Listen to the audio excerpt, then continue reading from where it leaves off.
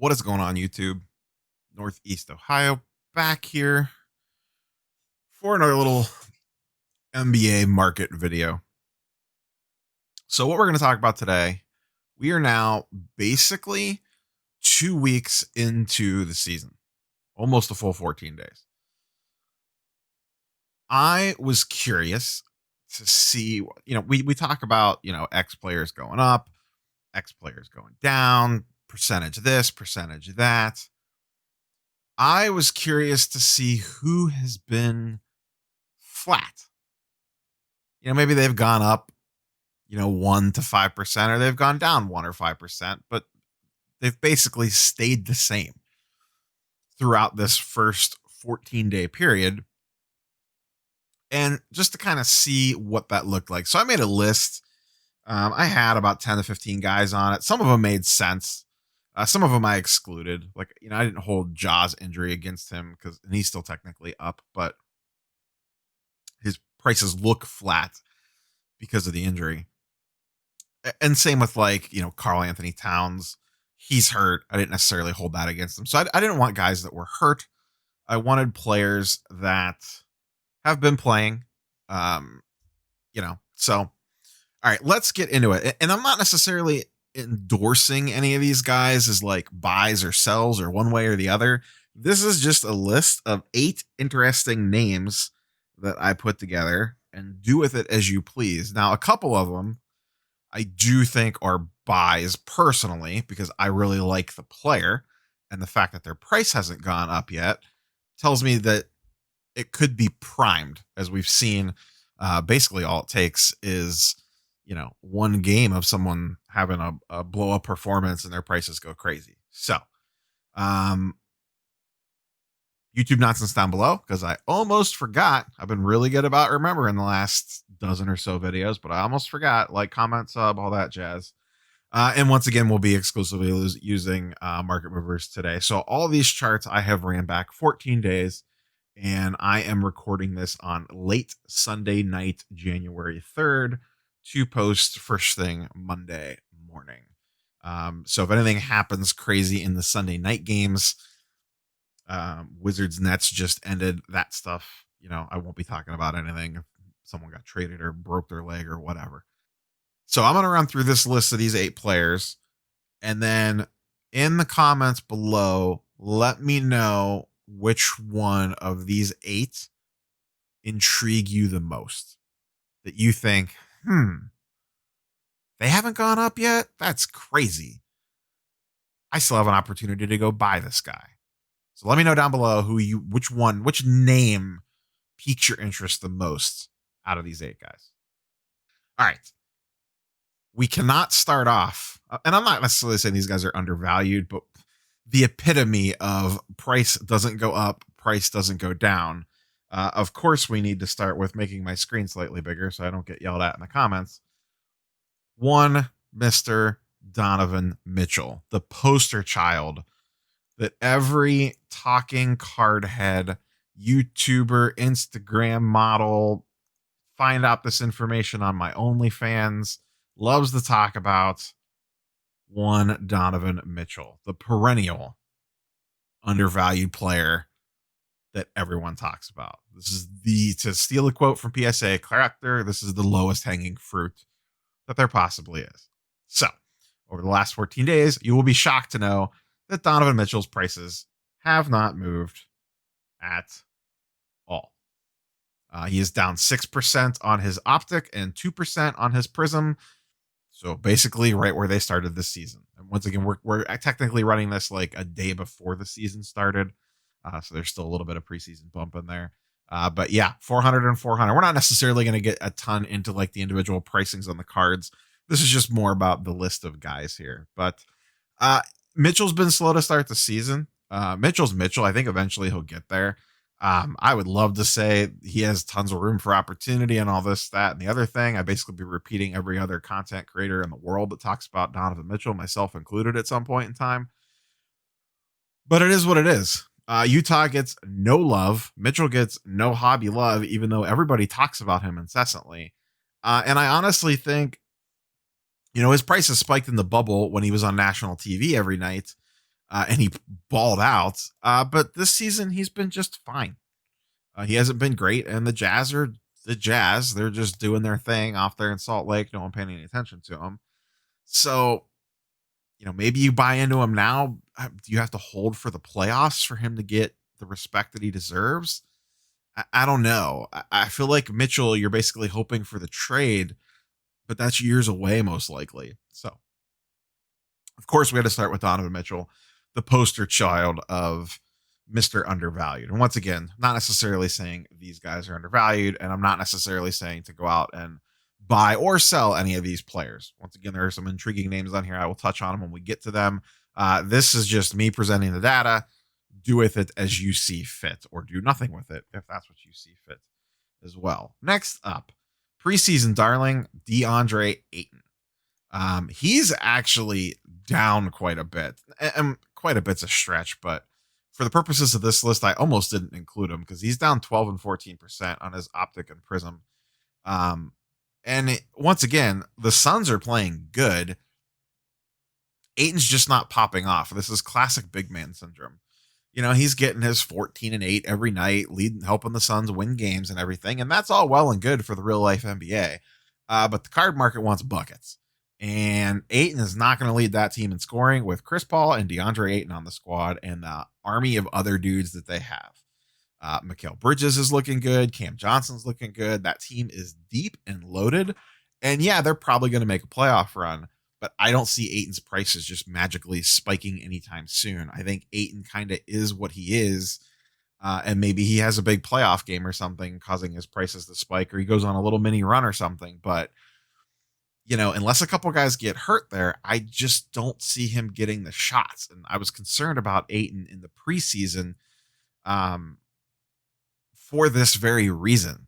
There's just not enough basketballs to go around there. So, Ayton, and these are in no particular order, but he is number 2 on our list for guys that prices have not really moved at all, or in his case, slightly moved down.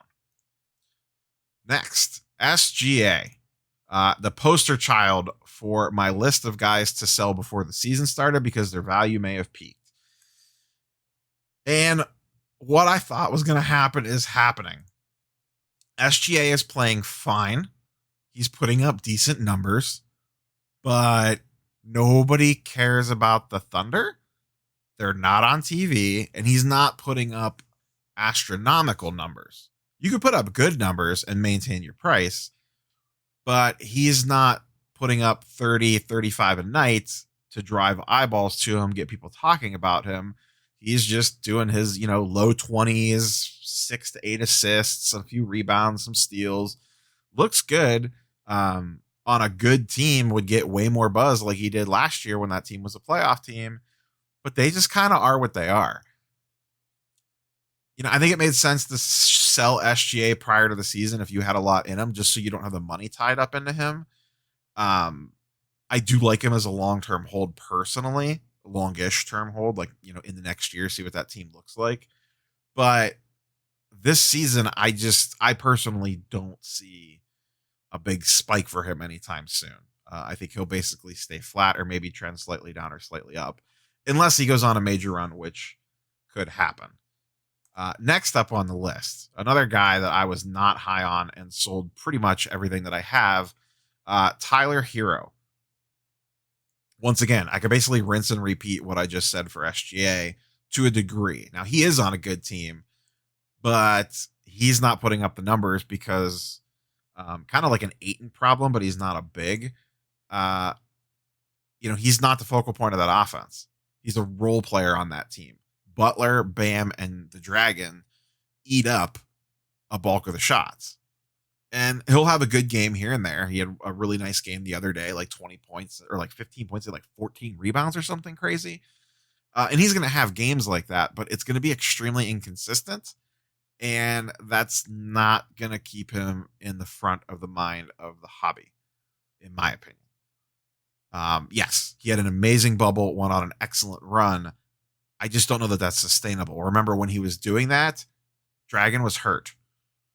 Goran hardly played in the playoffs, and when he did play, he was super gimpy.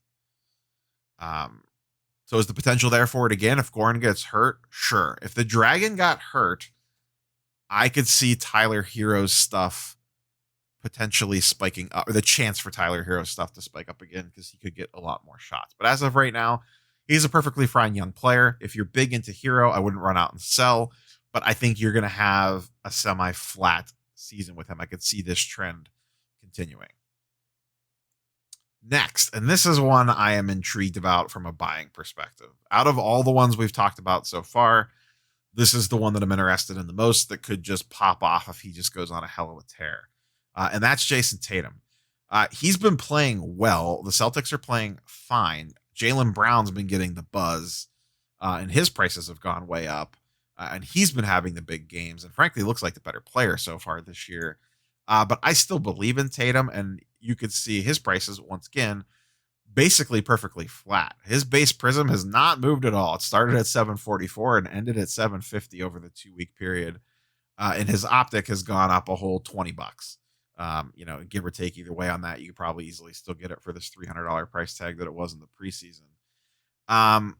But Tatum, I am intrigued by. The fact that his card prices haven't gone up yet isn't necessarily shocking, given that he hasn't had huge games.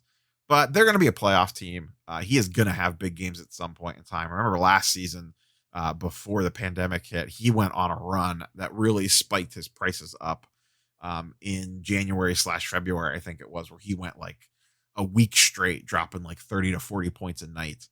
And his card prices just went ballistic, and they've never looked back. So Tatum definitely intrigues me from his prices haven't gone up yet. That's interesting to me.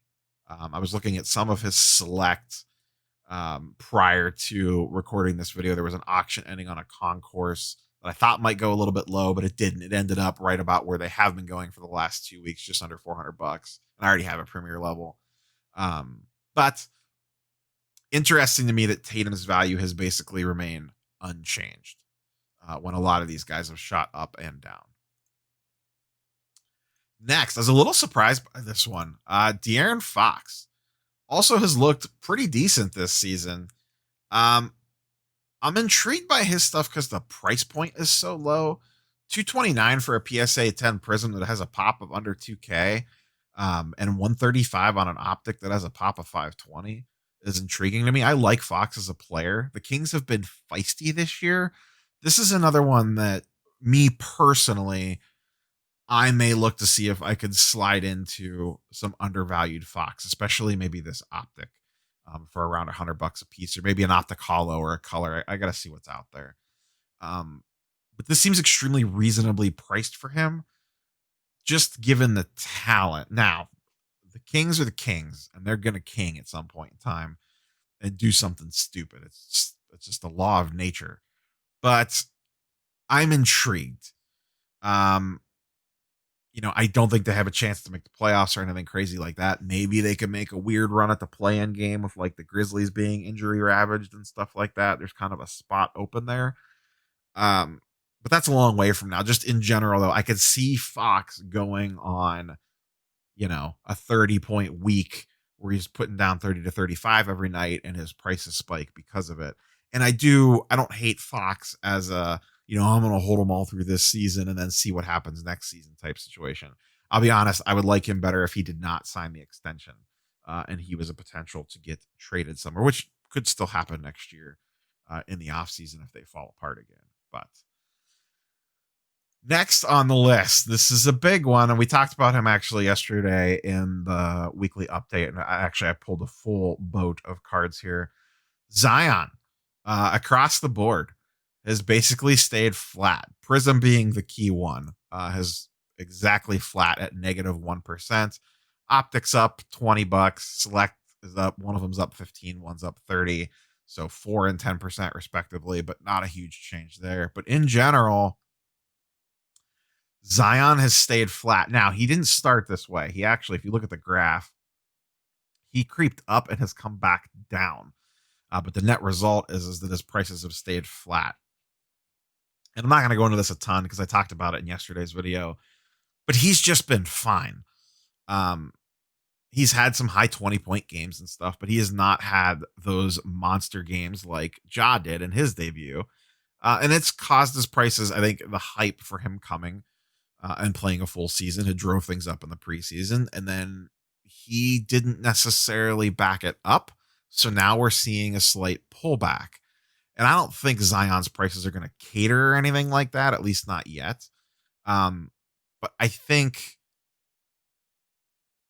reality is starting to set in for what Zion is going to be. And it's not, in my opinion, the next LeBron, Giannis, Luca, etc. transcendent player.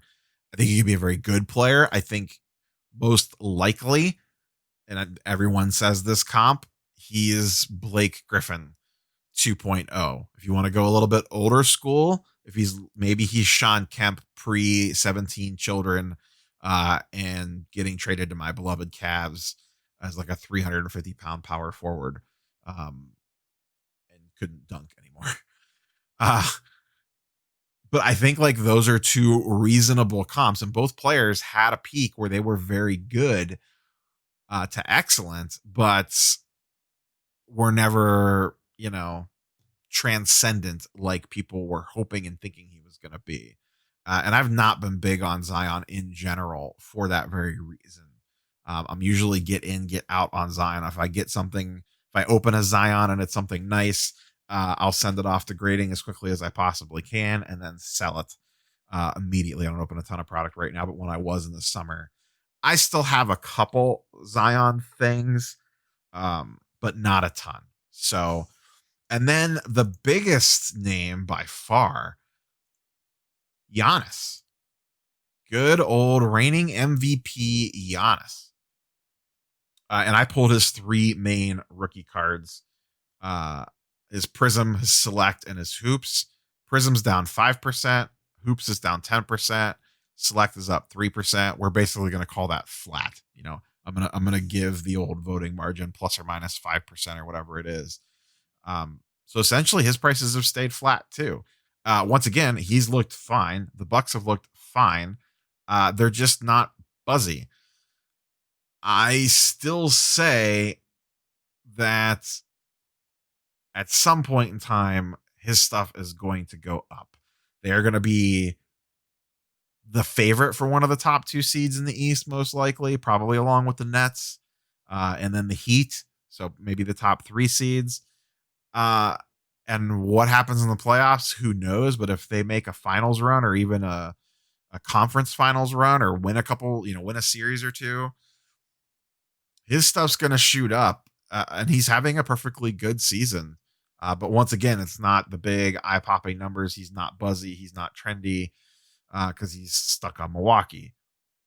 I honestly think him signing the contract extension, as weird as it sounds, hurt his value from a card market because a lot of people were hoping, myself included, that he was going to leave after this season and go team up with Luca or go to the Heat or something like that. Because I think him staying in Milwaukee hurts his title chances. That team is what it is at this point. It's him, Holiday, and Middleton, and fill in the role players around him. They don't have the ability to go out and make a bunch of moves anymore. So that's your team, which is a perfectly fine team. You're going to finish in the top half of the East for a few years with that team. But can you win a title with that team? Can you get through the Nets? Can you get through the Heat in the East? And then let alone in the West, can you get through the defending champion Lakers or whoever else comes out of there if it's someone else? I don't know. Not sure. Not sure on that one. So Giannis prices are very flat. To me, that just seems like a mistake. The guy's a two-time MVP. At some point in time, he is probably going to win an NBA title or at least make finals appearances, and his cards are going to go wild. To me, Giannis is the ultimate long-term hold, or one of the ultimate long-term holds. So I would have no problem buying in on some of this stuff and sticking it in a box and forgetting about it for 1 year, 2 years, 3 years, whatever it is. As long as the entire market doesn't collapse, I think Giannis stays pretty steady. And year over year, I think will creep up with some fluctuations in between. So that's the list. Once again, these guys are what they are. I'm not saying go out and buy them or go out and sell them. Or, this is presenting you with the info. Do with it as you please. I just found it interesting. Some of the guys that have not had major price swings yet, as crazy as the NBA market could be. You know, Sexland comes out and has a good week and their prices triple. Tatum's just being Tatum and his prices stay flat. Mitchell's just being Mitchell. Nothing changes. Fox has been fine. Nothing changes. But the NBA market is a wild and weird place. So who the hell knows trying to figure this thing out? That's why I try to make my decisions as data based as humanly possible and hope you get lucky with injuries. Sometimes you do, sometimes you don't. But that's all I got for you guys today. Let me know out of these 8 guys, which one intrigues you the most.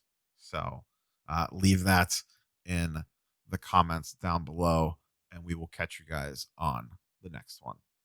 Peace.